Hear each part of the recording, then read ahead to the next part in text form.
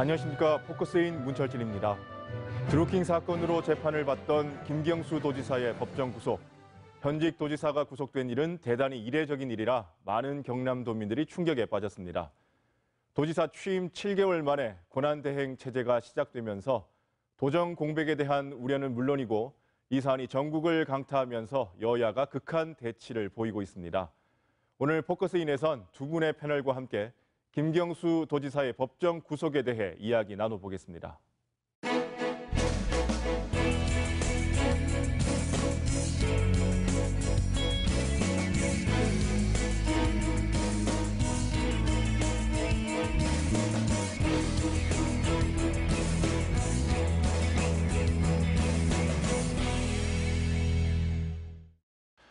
함께 하실 분들 소개해 드립니다. 더불어민주당 창원시 마산회원구 지역위원장을 맡고 있는 학위남 변호사 함께합니다. 어서 오십시오. 네, 반갑습니다. 네, 자유한국당 경남도당 홍보위원장을 맡고 있는 최형두 경남대 초빙 교수도 함께합니다. 안녕하십니까? 네, 안녕하십니까? 네. 자, 김경수 도지사의 법정 구속, 많은 분들이 예상하지 못한 일이다라고 얘기를 하고 있는데요. 먼저 두 분은 이 소식을 접했을 때 어떤 생각을 하셨는지 먼저 여쭙겠습니다. 학위남 변호사님 먼저 얘기해 주시죠. 사실 저희는 이게 정말 현실인가 완전 패닉에 빠졌죠. 이때까지 재판 과정도 또 결과도 정심을 통해서 드루킹 일당의 거짓말이 거의 드러났으니까 과연 저들의 진술만으로 유죄를 줄 수 있을까?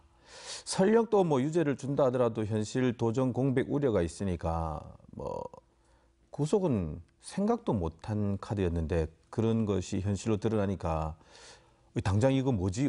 어떡하지? 라는 패닉에 빠졌죠. 그러면서 이제 점점 시간이 지날수록 야, 이건 너무한 거 아니냐? 도대체 이게 무슨 꿍꿍이냐라는 그런 반발적 의구심이 이제 막 퍼지게 되는 거죠. 네. 최영두 교수님은 이 소식 접했을 때 어떤 생각이셨어요? 네, 저는 그날 오전에 10시에는 드루킹 이제 공범 관계죠. 드루킹의 판결이 선고가 있었습니다. 이 선고를 보면서 그 내용에서 김경수 지사와의 공범 관계를 하나하나 다 밝히고 있었거든요. 그래서 유죄가 나오겠구나 생각을 했는데 저 역시 법정 구속은 상당히 의외였습니다. 저는 뭘 느꼈냐 그러면 법원이 굉장히 이 문제에서 엄격하게 생각하는구나. 5, 6년 전인가요? 우리가 댓글 조작 사건이라 그래서 국정원 댓글 조작 사건에 대해서 굉장히 참 큰 사회적 논란이 있었지 않았습니까? 그랬는데 그 당시에 재판부가 엄격하게 판결함으로써 결국 그 원시영 국정원장이 4년 징역을 받았습니다.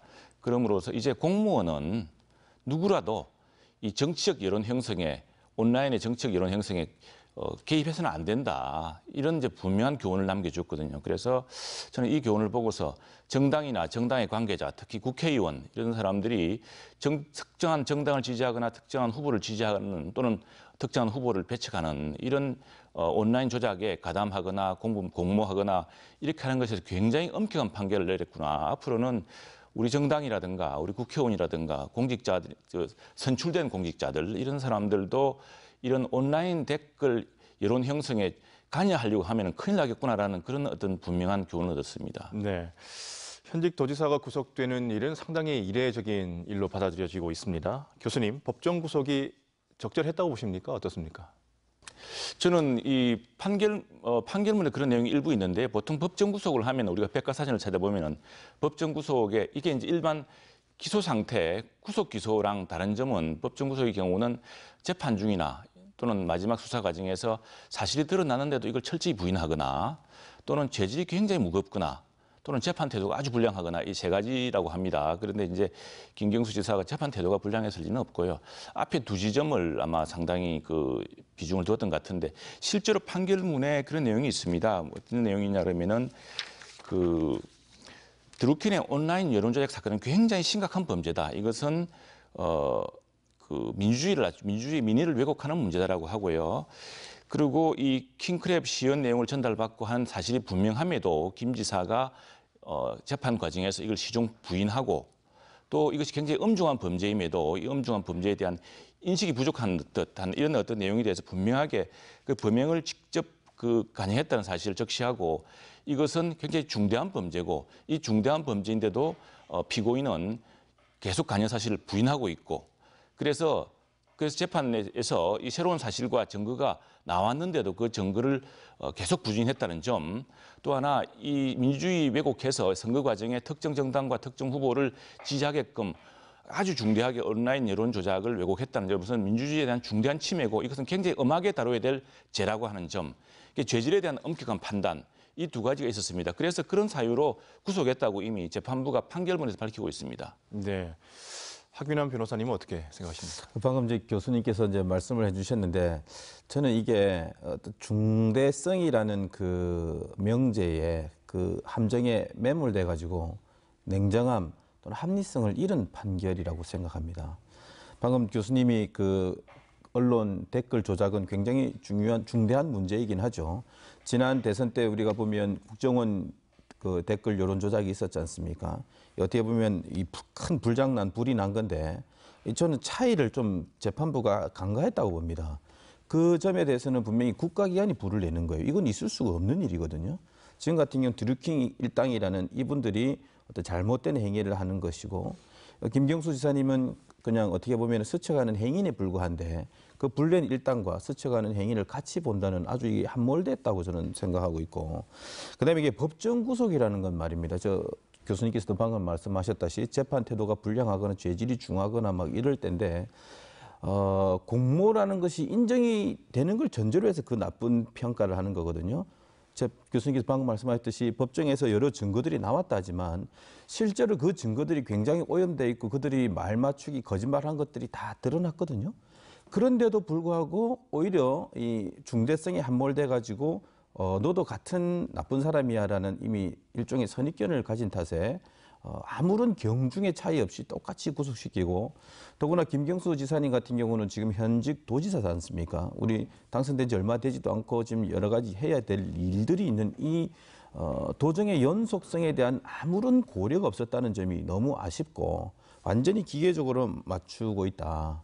그리고 판결문에도 보면 제가 방금 말씀드렸다시피 그들의 진술의 불일치가 여러 군데에서 나타나고 판사님 스스로도 불일치함이 일부 있다라고 말을 하거든요. 근데 일반적으로 판사님이 판결할 때는 이런 불일치가 있으면 그 진술이 사실상 스모킹 건과 같은 유일한 증거라고 하면 그런 일부 불일치가 있으면 그것을 믿어서는 안 됩니다. 그런데도 불구하고 불일치가 있는데도 나는 이것을 믿는데 아무런 장애가 없다고 판결하면서 현실 도정 공백 우려에 대한 아무런 고려 없이 법정 구속을 판결을 선고한다는 것은 대단히 유감일 수밖에 없습니다. 네. 자, 김경수 도지사는 컴퓨터 등 장애 업무 방해죄 징역 2년, 공직선거법 위반 징역 10개월의 집행유예 2년을 선고받고 법정 구속됐습니다. 자, 하균환 변호사님, 변호사시니까요. 예. 법원이 김경수 도지사에게 혐의를 인정한 부분에 예. 대해서 설명을 좀 해주시면 좋을 것 같습니다. 이제 이게 사람들이 이제 도대체 뭐로 구속된 거지 이렇게 생각할 수가 있거든요. 혐의는 크게 두 가지입니다. 하나는 우리 인터넷 댓글을 개인이 스스로 다는 것이 아니라 이게 기계 프로그램으로 달면 이게 왜곡되잖아요. 그렇다면 그 네이버라는 포털 사이트 업무를 방해하는 컴퓨터 등 장애 업무 방해죄가 됩니다. 이게 우리 형법에 5년 이하의 징역으로 처벌하도록 되어 있는데 검찰이 3년을 구형했고 여기에 이제 2년을 다른 거와 같이 합해서 2년이 선고됐는데 그다음에 또 하나는 이제 공직선거법 위반입니다. 우리가 선거를 도와달라고 하면서 내 도와주면 어떤 자리를 줄게 또는 어떤 돈을 줄게 이렇게 하면 이제 이익 제공 매수 이해 유도죄가 되거든요. 이것도 역시 5년 이하의 징역으로 처벌받는데 샌다이 총영사직을 제한한 것이 선거와 관련돼서 선거법 위반이다. 이렇게 합쳐져 가지고 앞에 업무방해죄는 징역 2년 그리고 이 선거법 위반은 징역 8월의 집행유예를 준 이 두 가지 혐의가 인정이 된 겁니다. 네. 특히 이 컴퓨터 등 장애 업무방해죄 95년에 법이 만들어진 이후에 첫 실형 확정인데요. 대부분이 벌금형이었고 가장 무거운 선고가 집행유예 정도였다고 알고 있는데 이례적으로 실형이 선고된 이유 뭐라고 보십니까, 교수님? 예. 재판부의 판결문을 읽으면 170쪽 되는데 판결문을 이 결론 부분을 읽어보면은 이 온라인 여론의 막대한 중요성을 이야기하고 있습니다. 이 댓글에 지금 이번에 김경수 지사와 그 공범이라고 이제 밝혀진 드루킹의 그걸 보면은 약 600여 개의 그 포털 가명 계좌를 이용해서 모두 8만여 개의 기사에 약 몇백만 개, 700만 개의 댓글에 관여를 합니다. 댓글을 쓰거나 또는 댓글에 관여를 어떻게 하냐면 약 8,800만 회수의 그 댓글 조작을 어떻게 하냐 그러면요. 좋아요, 나빠요를 누릅니다. 실제로 2016년 11월 7일 날, 11월 9일이죠. 이 킹크랩 시연회를 봤다는 당시에 그 장면이 나와 있는데 판결문에 보면은 뭐냐면은 당시 킹크랩 드루킹 일당이 라오스 전화번호로 된 네이버 계좌 3개를 가지고 이제 킹크랩 시연을 합니다. 어떻게 한 네이버 기사에 들어갑니다. 그 네이버 기사는 뭐였냐 그러면은 최순실과 고영태의 관계 뭐 몇 살 차이 야릇한 기사죠. 거기에 좋아요를 누릅니다. 그건 좋아요를 누르면 어떻게 되냐면은 그럼 네이버 기사의 상단에 올라갑니다. 기사가 올라가게 되죠. 그런 방식으로 20몇 분간 하는 시연 장면이 나옵니다. 이런 방식으로 하면은 그러니까 지금 아시겠지만 우리 네이버에는 네이버나 다음에는 수없이 많은 뉴스 매체에 수없이 많은 다양한 시각의 기사가 제공됩니다. 근데 특정한 기사는 계속 좋아요 올리고 특정한 기사는 내립니다. 지금 이제 바른미래당의 안철수 후보가 이제 여기서 상당히 피해자라고 주장하는데 그 특정한 후보 피해 본 사람 중에 하나겠죠. 이렇게 하면 이게 온라인 여론이 사실 민주주의 여론입니다. 요즘 같은 경우는 무슨 따로 사람들이 대자보를 통해 보는 것도 아니고 다 뉴스를 신문보다는 이제 온라인을 통해서 봅니다. 이렇게 포털의 중요성이 높아진 상황에서 이 온라인 여론의 형성을 적극적으로 이게 네이버라든가 다음에 업무를 방해한 게 아니고 그걸 넘어서서 민주주의 여론 형성에 심각한 정책 여론을 왜곡했다는 것이 그래서 막대한 중요성을 강조를 했고요. 그래서 이 업무 방해지만 사실상 민주주의 기본, 민주주의의 그 민의의 형성 과정에 정치적으로 관여해서 이 자신의 유리한 방향을 이끌려고 했다는 그 점이 굉장히 엄별히 치유를 받게 된 겁니다. 특정 후보와 특정 정당에 유리하게. 그리고 이 법성이 중대한다고 봤는데 이 왜 그렇다면은 이 법정 구속이 됐냐고 하면은 판결문에 따르면은요. 이 국회의원은 국정원장 못지않게도 중요한 임무가 있다고 봤습니다. 뭐냐면은 국회의원의 업무란 것은 다양한 여론을 수렴하고 또 부정하게 왜곡되는 여론은 배격하는 것이 국회의원의 임무인데 김경수 의원은 당시에 2017년에 대선 여론을 특정 정당, 특정 후보에게 절대적으로 유리하려고 유도하는 킹크랩과 드루킹 일당과 공모를 하고 또한 나아가서 2018년 지방선거에까지 도와줄 것을 요구하면서 공직제의를 했다. 이겁니다. 그래서 이것은 유권자의 정치적 결정을 심각하게 왜곡하는 재질이 아주 불량하다고 했거든요. 그러니까 이게 우리가 요즘 뉴스를 어떻게 읽습니까? 전부 포털로 다 봅니다. 그리고 포털로 보고서 자기가 보고 싶은 다른 뉴스가 있어도 포털에서 이 좋아요가 많이 눌러져 가지고 상단에 배치되는 기사만 보게 되는 거거든요. 그래서 사실은 다른 시각의 기사는 전혀 볼 수가 없게 됩니다. 이러면은. 그래서 이것은 단순히 포털의 업무를 방해한 것이 아니고 국민들이 민의를 형성하는 다양한 민의를 형성하는 그런 기능 자체를 특정 정당, 특정 후보가 유리하게 이끌려고 했다는 점에서 굉장히 나쁜 죄다라는 것이 이제 재판부의 판단이었습니다. 네. 변호사님 어떻게 생각하십니까? 저는 교수님의 얘기가 그 일반론은 되게 맞는데요. 근데 이게 이제 그 김경수 지사가 그런 일을 했음을 전제로 하는 얘기거든요. 지금 이렇게 1심 판결이 났지만 그 판결 자체는 좀 합리성을 좀 저희가 볼 때 저도 법조인입니다만은 합리성이 지금 약간 좀 떨어져 있는 상태에서 지금 우리가 방송에서 김경수가 그렇게 했으니 굉장히 중대한 것에 나쁜 것을 했으니까 이렇게 실형을 떨어졌을 것이다 라고 얘기하는 건 저는 안 맞다고 생각합니다. 아까도 말씀드렸듯이 댓글 조작은 굉장히 중대한 일이죠. 그렇게 하면 안 되죠. 그런데 앞번에 그 기계적 균형, 저는 판사님이 기계적 균형을 맞추려고 애를 썼다고 생각하는데 첫 번째는 국정원 댓글 조작과 관련해서 기계적 균형을 맞춰가지고 이런 댓글 조작도 분명히 엄단해야 된다. 엄단해야죠. 교수님 말씀처럼. 그런데 그게 사실은 균형을 잃은 거예요. 아까도 말씀드렸다시피 국가는 불을 꺼야 되는 사람인데 불을 내면은 그건 더 엄벌을 해야 되죠. 지금은 드루킹 일당이라는 사인이 댓글 조작한 것에 대해서 그 법이 정한 만큼의 처벌을 하면 되는 것이고 사실 김경수 지사는 그 공모관계가 불확실하고 그들의 일방적 진술에 의한 건데 똑같이 봤다는 것이 저는 기계적 균형이 함몰돼 가지고 오히려 잃었다고 좀 생각하고 있고요. 다시 한번 말씀드리지만 그 업무방해죄는 만약에 이 사안이 김경수가 아니고 이 사안이 여론의 관심을 받지 않는 일반적인 사건이었다면 이 정도 증거 가지고 과연 그 혐의자 또는 그것을 시연하는 것을 봤다는 사람에 대해서 판사님이 유죄로 본다 하더라도 이렇게 실형을 내리고 법정 구속을 할 수 있을까? 저는 굉장히 의문을 갖고 있습니다. 네. 자, 교수님, 김경수 지사의 1심 선고 판결문을 보셨을 것 같은데요. 전반적으로 뭐 어떤 생각이 드시나요? 예, 판결문 모두 170쪽 정도 되는데요. 그 중에 이제 사람들이 많이 이야기하기에 추정 재판이다 그렇게 이야기하는데 실제로 그 중에 20페이지 정도는 증거 목록입니다. 점검 목록이라는 한 페이지고요.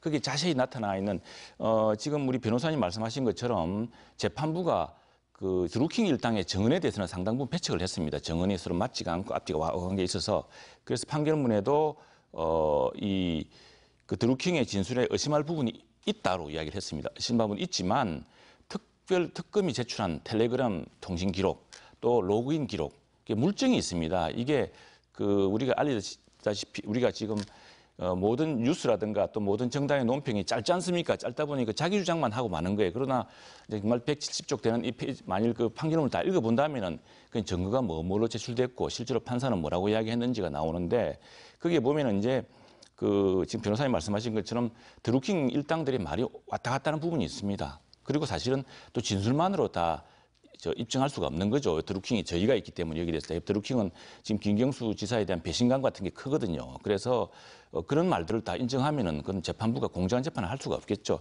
그런데 20페이지 증거 목록은 뭐냐면은 제일 중요한 여기서 제일 중요한 그 증거가 이겁니다. 2016년 11월 9일 오후 8시 그 파주에 있는 드루킹 일당의 산채라 그럽니다. 출판사 느릅나무 출판사가 있는데 그 산채에 가서 김경수 지사가 이 댓글 여론 조작의 기계 이른바 킹크랩의 시연을 받다는 대목입니다.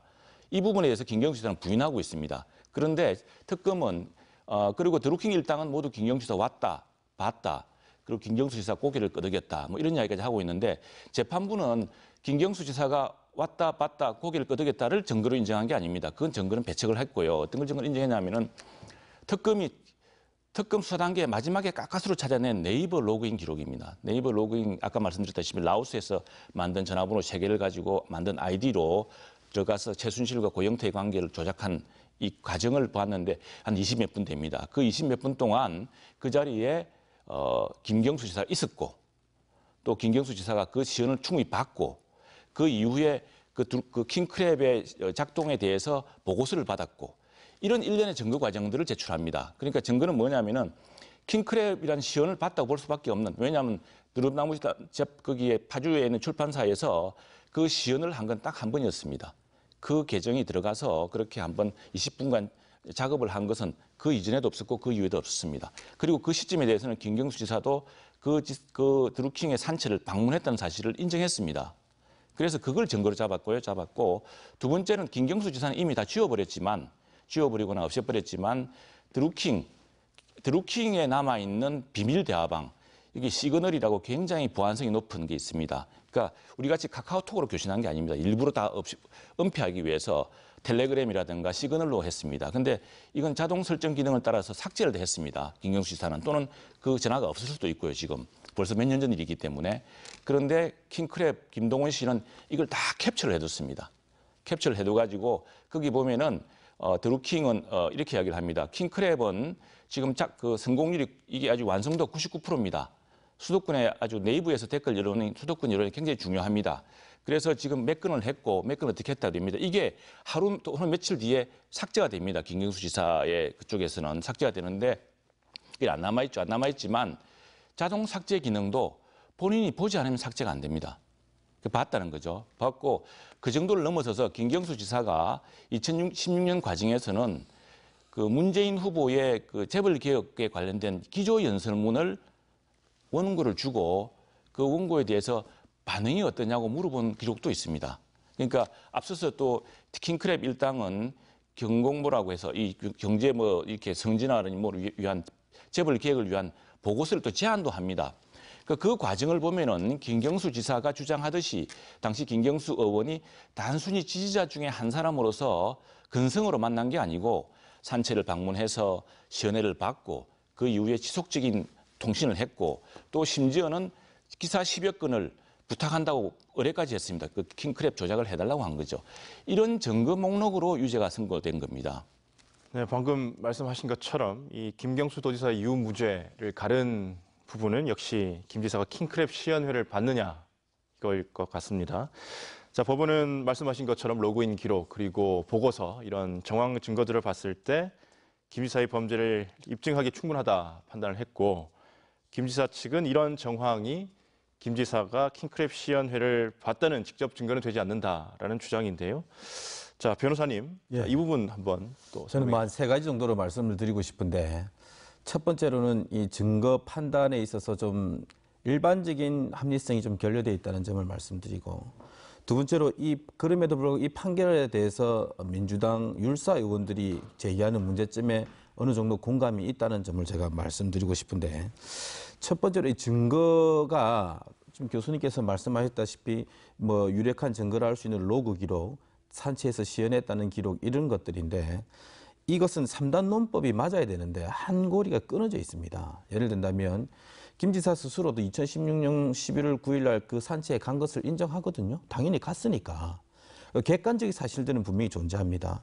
그리고 로그 기록이 존재하긴 해요. 그들이 접속을 해서 로그 기록. 근데 문제는 그 갔고 또 로그 기록이 있고, 그럼 이것이 김경수와 관련이 있다는 점이 입증이 돼야 되는데, 그 입증은 결국은 그 일당들의 진술밖에 없거든요. 진술이 뭐냐면 시연할 때 김경수도 그 자리에 있었고, 또 시연할 때 고개도 끄덕이고, 그래서 자기들은 그걸 허락한 걸로 알았고, 그 뒤에 뭐 킹크랩과 관련한 텔레그램 메시지를 보낼 때 김경수 지사가 특별한 제지 없이 그냥 긍정적으로 보고 있다 이런 걸 보냈고, 때로는 기사도 몇 개 보내가지고 이런 거를 쭉 봤을 때 판사는 인정한 거거든요. 근데 3단 논법에 따르면 김경수 지사가 그 자리에 갔고, 또 그때 로그 기록이 있은 것은 맞는데 과연 김경수 지사가 이것을 봤느냐에 대해서 그 진술들이 말한 그들의 진술이 법정에서 다른 것들이 거짓말로 이루어집니다. 예를 든다면 아까 지금 교수님도 말씀하셨다시피 드루킹 일당은 김경수 지사와 메시지를 캡처를 합니다. 일반적으로 우리가 지인들과의 가까운 사람들과의 대화를 캡처를 잘 안 하거든요. 캡처는 뭔가 나중에 뭘 쓰기 위해서 뭔가를 증거로 남기기 위해서 캡처하는 겁니다. 이들은 김경수 지사의 그 반응을 긍정적인 답변을 유도해서 이걸 나중에 올가매기 위해 어떤 캡처를 했던 것 같고, 그럼에도 불구하고 그들은 법정에서 심지어 김경수 지사가 그날 와서 100만 원을 경력금을 줬다라고까지 서로 입을 맞춥니다. 그런데 법정에서 그것이 거짓말임이 드러났단 말이에요. 그래요? 아니에요? 그거는 우리가 잘못 말한 거네요. 이렇게 얘기했단 말이에요. 그러면 그게 잘못 말한 거면 앞에 말한 것도 잘못 말했을 가능성이 굉장히 농후하거든요. 네, 이런 거에 대해서 전혀 평을 하지 않았고요. 그다음에 이제 민주당 율사인 송영길 의원 그리고 박범계 의원 판사 출신입니다. 이분들이 판결에 대해서 굉장히 굉장히 장문의 변호사답게 장문의 논박을 하고 있는데, 무죄 추정의 원칙에도 맞지 않고, 이미 판사는 비교적 증거를 인정할 때 진술에 대해서는 크게 부여하지 않음에도 불구하고 어떤 물증이라 할 수 있는 로그 기록 이런 것에 좀 가중치를 많이 두거든요. 그날 갖고 로그 기록이 있으면 봤다는 사람이 있을 이 간접 증거가 있다면 이거는 인정한다라는 논거로 갔는데, 그 증거의 판단에 대해서 진술이 아님에도 불구하고 이미 무죄 추정이 아니라 유죄 추정을 갖고 있으니까 그것에 대해서 전혀 고려를 하지 않는 것에 대해서 매우 깊은 유감을 표시하는 이 얘기들이 지금 돌고 있는 겁니다. 네. 자, 이 부분, 킹크랩 시연회 이 부분은 앞으로 항소심에서도 쟁점이 될 것 같은데요.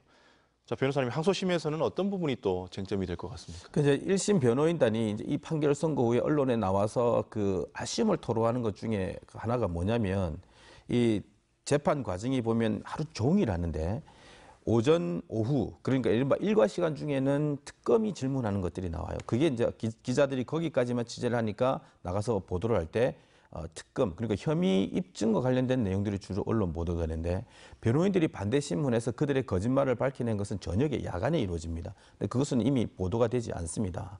근데 법정에서 판사님도 이들의 거짓말 부분을 지적하고, 야, 니들 어떤 문제점에 대해서 판사님도 같이 지적을 했는데 그런 것들이 전혀 영향을 주지 않은 것이 굉장히 아쉬워하는 부분이어서, 결국 항소심에서는 이들의 거짓말의 이 진술이 과연 도전 공백을 일으킬 만한 이 굉장히 중요한 인물의 이 소극적인 적극적인 공모도 아닌 소극적인 이 부분에까지 유죄의 법정 구속까지 할 만큼 굉장히 중요한 부분, 이 진술들의 가치를 저는 항소심에서 다시 충분히 판단할 수 있고, 재판부가 공백 상태에서 한번 판단한다면 완전히 다른 판단을 할 수 있지 않을까, 그렇게 보고 있습니다. 네.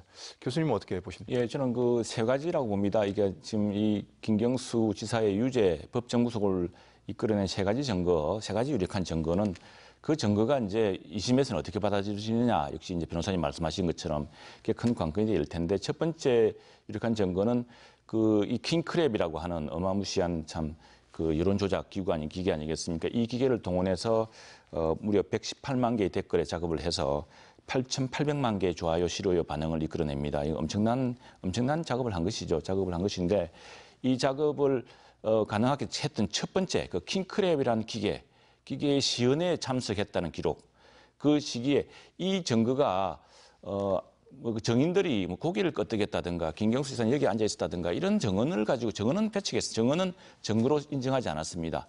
그런데 앞서서 그 왔고 여기서 쭉 이야기를 했고 시연했다는 기록이 앞서 있었는데, 진술이 있었는데, 그 진술을 뒷받침할 만한 유력한 증거가 바로 네이버 로그인 기록이었거든요. 그 23분 동안 작업한 기록이 다 나타났기 때문입니다. 그래서 또 그 시기에, 그 시점에 김경수 지사가 거기 없었다는 이야기를 하지 않습니다. 거기 갔다는 지금 인정했고요. 그래서 저는 8시부터 8시 23분간인가 약 30분간에 걸친 그 킹크랩 시연회에 김경수 지사가 있었나 없었나 하는 부분, 이 김경수 지사는 그 못 봤다는 거거든요. 못 봤다는데, 그 만일 그 있었냐 없었냐는 그 부분이 상당히 중요한 쟁점이 될 테고, 아마 김경수 지사의 변호인은 그걸 못 봤다는 증거, 여러 가지 간접 증거를 내겠습니다. 예컨대 뭐 이미 그 시간에 파주를 나왔다든가, 파주를 통과한 뭐, 그래서 그 CCTV에 김경수 지사의 차량이 이미 8시 9분에 킹크랩이 시연할 시점에 파주를 통과해서 서울로 가고 있다든가 하는 이런 증거를 만일 낸다면은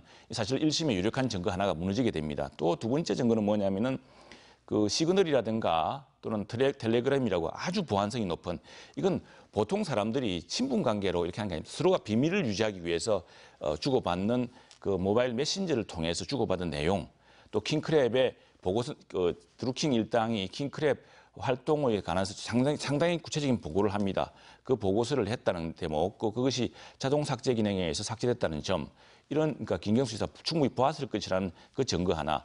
또 하나는 김경수 지사 본인이 직접 10몇 건의 기사를 보냅니다. 보내서 이걸 좀 띄워달라고 부탁을 한 것이겠죠.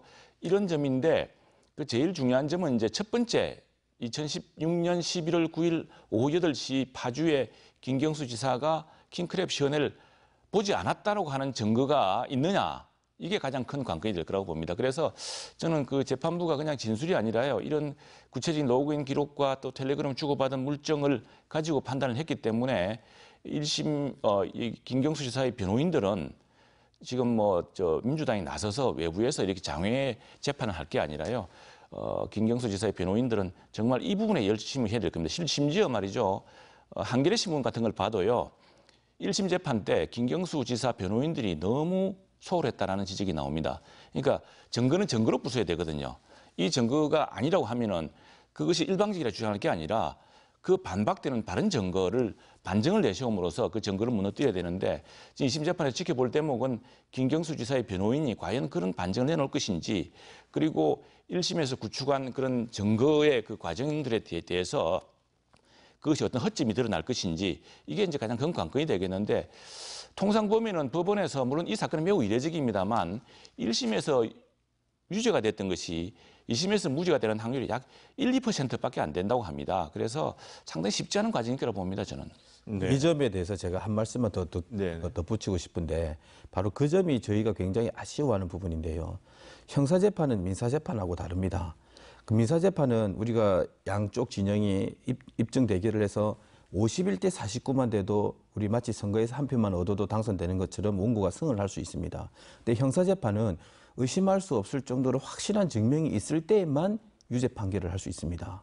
다시 말하면 물이 80도가 돼도 그건 따뜻한 물이지 끓는 물은 아니거든요. 100도가 돼야 끓지 않습니까? 그러면 설령 90도라 할지라도 끓는 물이 아님을 판단해야 된다고요.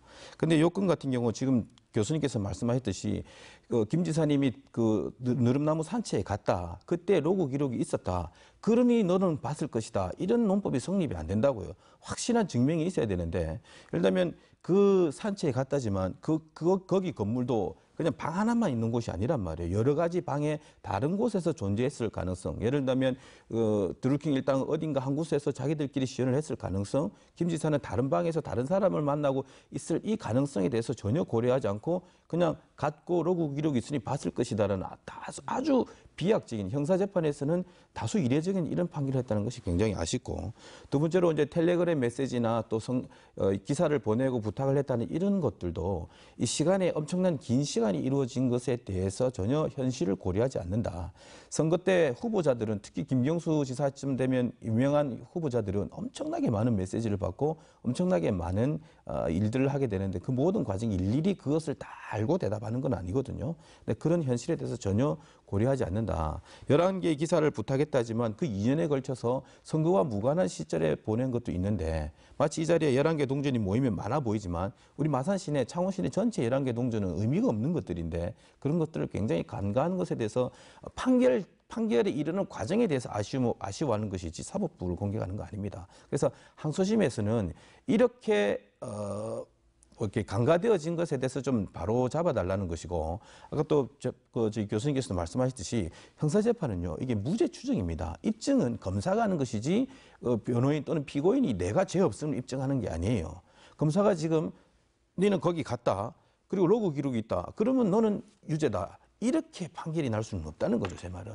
네.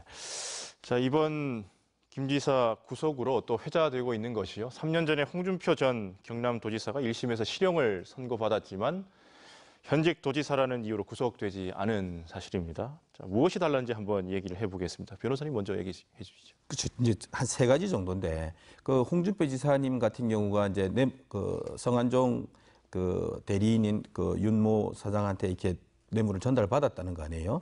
그래서 입증의 과정에 있어서 요 사안과 비슷한데, 그 말했다는 그 사람의 진술이 불일치합니다. 국회에 가서 그날 줬다는, 그날 마침 국회 공사 중에서 갔다는 날짜가 특징이 안 되기 때문에 믿을 수가 없어서 무죄가 되는 거고, 또 1심에서 유죄로 선고될 때도 방금 말한 항소심에서 뭔가 바뀌어질 가능성이 있기 때문에 법정 구속을 하지는 않았거든요. 근데 요 건 같은 경우는 유죄라고 인정하는 그 핵심적인 증거라고 하는 진술에 대해서 모순성이 발견됐음에도 불구하고 그것을 전혀 고려하지 않은 점에서 앞번 재판과 다르고요. 두 번째로는 양형에 있어서도 그 홍준표 지사에 대해서는 뇌물을 줬다는 그 상대방이 사망하고 없잖아요. 그렇다면 균형을 맞출 필요가 없는데, 이 건 같은 경우는 공모라 할 수 있는 드루킹이 그 오전에 실형을 선고받았지 않습니까? 그렇다면 그것과 좀 기계적 균형을 맞춘 듯한 그런 느낌이 좀 들어요. 그럼에도 불구하고 아까 말한 이유로 인해서 판결에 이르는 과정이나 그 양형에 결정하는 과정에 있어서 이런 정도의 중대한 결과를 가져오는 이런 선고에 그 정도로 허술한 그 모순성이 있는 진술을 가지고 이런 정도의 중대한 결과를 쉽게 결정해버렸다는 것에 대해서는 굉장히 아쉬움이 있습니다. 네, 교수님은 어떻게 보십니까? 예, 모든 사건은 다 다릅니다. 달라서 당시 홍준표 지사의 재판 판결문을 보지를 못했는데 여러 가지 이유가 있겠죠. 여러 가지 이유가 있을 텐데, 지금 이제 변호사님 말씀하셨습니다만 또 하나는 이 공범관계, 김경수 지사와 이 드루킹은 공범관계인데 지배적 공모라고 했습니다. 그러니까 김경수 지사가 지배적 위치에서 이제 공모를 했다고 보는 것이기 때문에 드루킹한테도 엄한저로 바로 구속을 시키면서 김경수는 공범인데 그냥 둔다는 것은 이게 이제 균형에 맞지 않다는 게 있을 테고, 또 아까 홍 지사의 경우는 성완종 지사는 이미 성완종 회장이었죠. 의원은 이미 죽었고, 그리고 또 하나 이제 나중에 이제 무죄로 드러나지 않았습니까? 그런데 저는 이제 홍준표 지사의 경우에서도 보듯이 이것이 그 당시에 쭉 유죄로 전거된 증거를 뒤집는 게 홍준표 지사 쪽에 변호인에서 차이낸 겁니다. 네, 근데 뭐냐면은 돈을 준 시점에 마치 국회의원회관이, 지금 아시겠지만 몇 년 전에 국회의원회관이 큰 공사를 했습니다. 그래서 2배가량 증축을 했거든요. 그 과정에서 지하주차장을 폐쇄한 적이 있었는데, 마침 돈을 준 시점이 1심, 2심까지 되면 모릅니다. 모른 채 그냥 검찰의 증거를 그대로 다 사실은 반박을 못하고 있었는데, 3심 때 보니까 가만히 있어봐. 그 당시에 지하 공사장이었을 텐데 그때 한번 공사 기록을 찾아봅시다 찾아가지고 이제 피고인 측에서 내놓은 거예요. 그래서 아니 그 돈을 줬다는 사람 진술이 그 기본 사실관계 육하원칙이 틀립니다. 돈을 줬는데 그 시점에 주차할 수 없는 곳에 주차를 해서 탈 수 없는 엘리베이터를 타서 위치하지 않은 사무실에 가서 돈을 줬다는 게 말이 됩니까? 라고 뒤집어진 겁니다. 그냥 말하자면은 앞으로 항소심이나 이제 대법원에서도 김경수 지사가 만일 그런 반전의 카드를 내놓을 수 있느냐가 이제 저는 중요할 것 같고요. 그리고 매개 사건이 공범과의 공범이 구속됐냐의 여부 문제, 또 이 사건 자체의 특질의 문제, 또 아까 얘기했지만 김경수 지사의 사건에 대해서 오히려 국회의원이기 때문에 굉장히 다양한 여론을 존중해야 되고 특정한 정당의 이익을 위한 그런 여론을 일부러 왜곡해서는 안 된다라고 하는 그 의무를 강조를 하고 그 관여 사실을 그래서 저는 뭐냐면은 이 엄벌하려는 뇌물 사건은 많았습니다. 뇌물 사건은 많았고 그 뇌물 사건이 확정되는 즉시 뭐 그건 당연히 아웃되는 것이고요. 그러나 이 사건에 대해서는 재판부가 이런 여론 조작, 특히 정당이나 국회의원이 관여된 이 여론 조작 사건에 대해서 엄단하려는 의지가 강했기 때문에 저는 법정 구속이 됐다고 보고요. 그래서 두 개의 사건은 사실은 같은 도지사 시절에 일어난 사건이라고 하지만 그 내용이라든가 형식이라든가 또 최종 결과도 달랐기 때문에 그냥 단순 비교하기는 좀 무리가 있다고 생각을 합니다.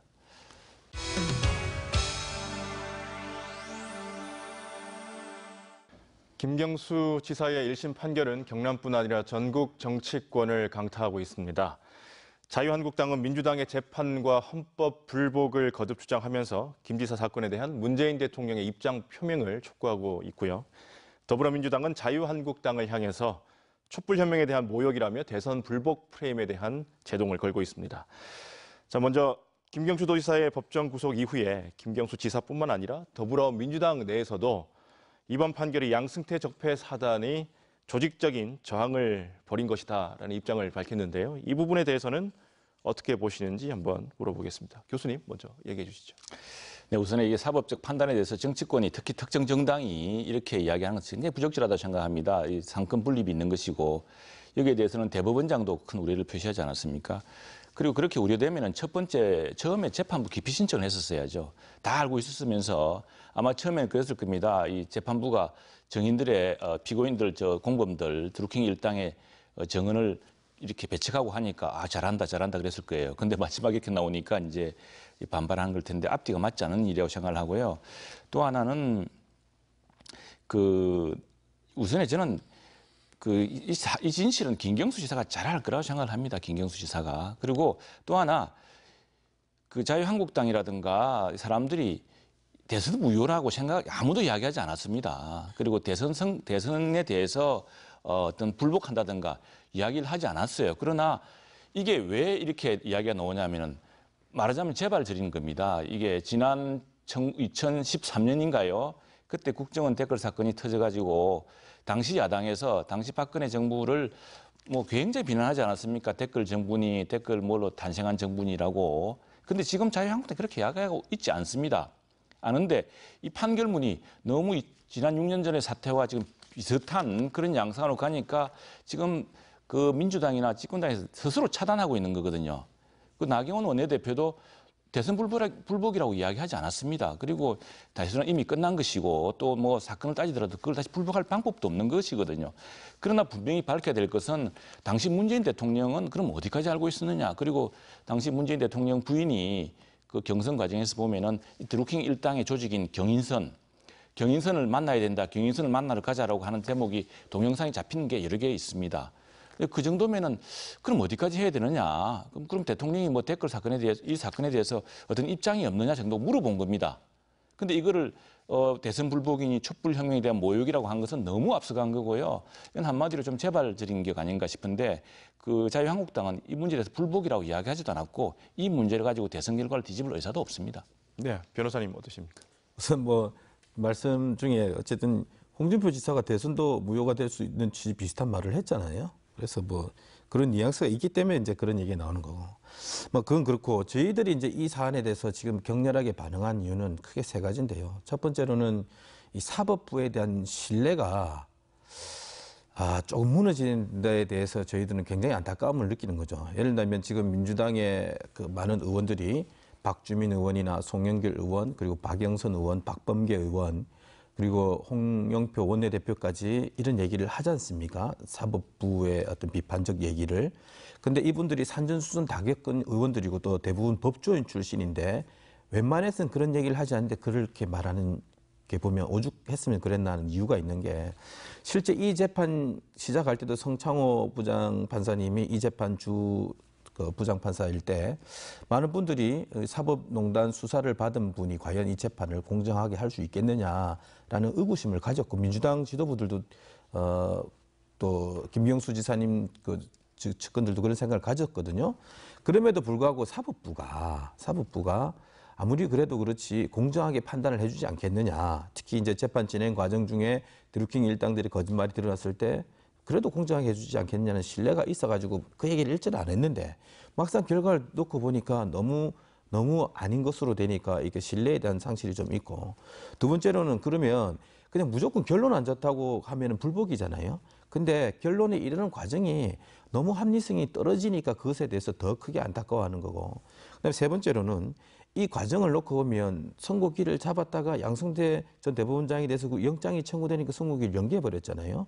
그리고서 이와 같은 엄청난 판결이 떨어지니까 그 정황으로 비추어 볼 때도 안 그래도 국정농단 재판을 받으면서 판사 본인이 검사한테 조사받았을 그 굉장한 수치심을 느꼈을 일종의 감정이 안 좋은 거라고 우리가 생각하고 있는데 딱 영장이 양승태 전 원장의 영장이 청구되고 일주일 미뤄서 영장 떨어지고 나서 이와 같은 게 내려지니까 일련의 보복적 감정적 판결이 아닌가 하는 의심을 가지는 것 이것은 그렇게 의심을 가지는 사람들 그렇게 뭘 할 게 못 됩니다. 충분히 그럴 만한 여지가 있는 거거든요.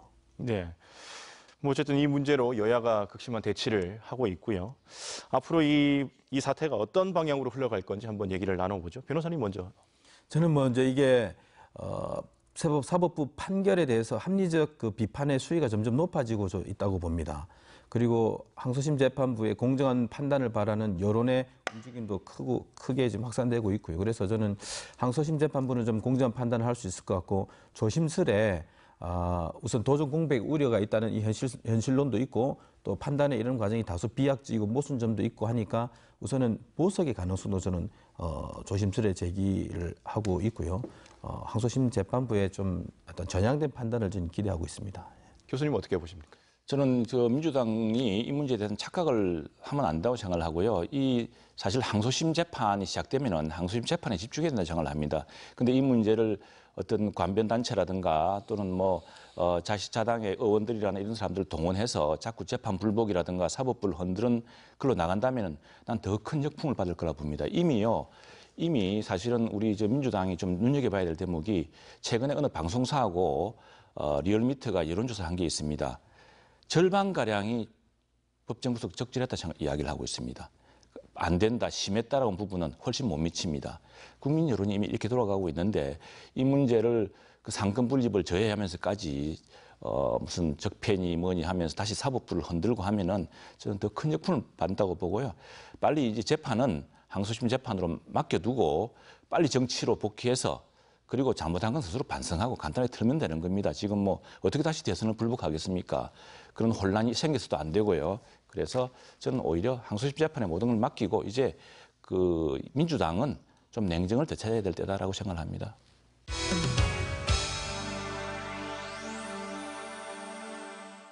김경수 도지사의 직무가 정지되면서 그동안 추진해온 각종 역점 사업들의 차질도 불가피해 보입니다.